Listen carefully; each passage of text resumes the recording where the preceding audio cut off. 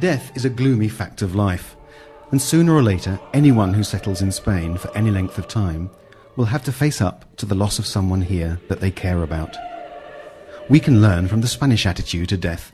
They respect their dead, and every year they take time out to do so in a formal framework, with a feast day on the 1st of November of All Saints, known here as El Día de Todos los Santos. Families descend en masse on the local cemetery. They take with them armfuls of flowers, which they use to decorate the front of the nichos, within which their loved ones lie.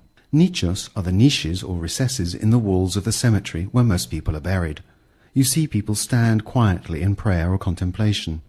How could it not be, with so many memories evoked by the names and dates on so many stones? But what has this got to do with a Christian feast day celebrating all the saints? It seems that in the early centuries of Christianity there was a feast in May in some places celebrating all the martyrs. This became a more established festival in the year 609, when Pope Boniface IV converted the Pantheon in Rome into a church, honouring the Virgin Mary and the martyrs. The feast day evolved into one celebrating all the saints, and in the 9th century its present date of November the 1st became established. In Britain they call the day All Hallows, meaning all the holy ones. The night before was All Hallows Eve, or Halloween.